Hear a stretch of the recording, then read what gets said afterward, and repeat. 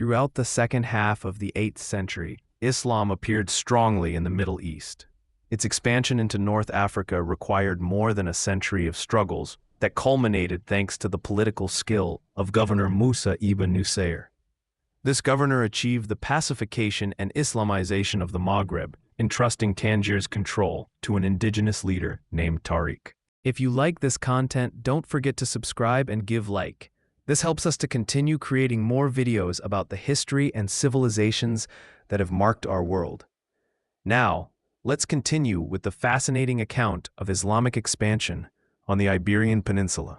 On the night of April 27, 711, Tariq crossed the strait with 7,000 men.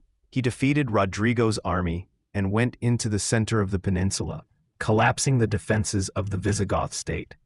This event marked the beginning of a new chapter in the history of Spain. Years later, Al-Andalus experienced great economic and cultural splendor with Abd al-Rahman III. He restored the ancient Umayyad dynasty on the peninsula, making it independent of the Abbasid Caliphate of Baghdad. However, the situation changed with the frenzied military activity of Abu Amir Muhammad, known as Al-Mansur.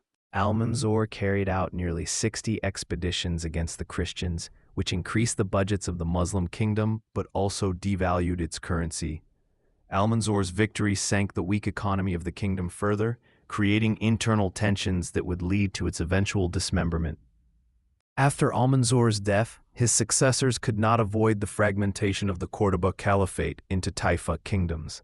In this context, the Almoravids, under the command of Yusuf ibn Tasfin, landed in Algeciras and defeated the troops of the Lion monarch Alfonso VI, intensifying pressure on the small Christian realms. At the other end of the Mediterranean, the Fatimites controlled Egypt since 969 and maintained good relations with various communities. However, the coming to power of the Caliph al-Hakim brought with it a policy of persecution against Christians and Jews, which altered the stability of the region. Meanwhile, in Europe, the Norman heavy cavalry overtook the Saxons at the Battle of Hastings in 1066, catapulting William the Conqueror to the throne of England. This battle definitively settled the heavy cadaver as the main shock force in open field clashes.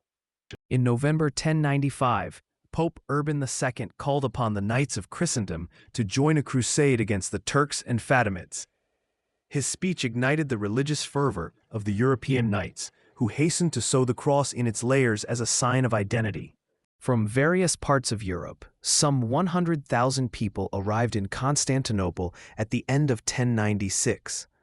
The Crusaders, using Norman war tactics, launched their heavy cavalry against the Turks, achieving victories that led them to the conquest of Jerusalem in 1099. In the first attack on Jerusalem, the Crusaders carried out a terrible massacre among the inhabitants. Despite the violence, the success of the First Crusade multiplied the number of pilgrims who went to the Holy Land, including knights of the small feudal nobility. Hugo de Payens, a deeply religious knight, decided to create a group of knights to escort the pilgrims. Thus, the Order of Kemple was born in 1119 with the support of King Baldwin II. Templars promised to defend the pilgrims against the dangers lurking on the road.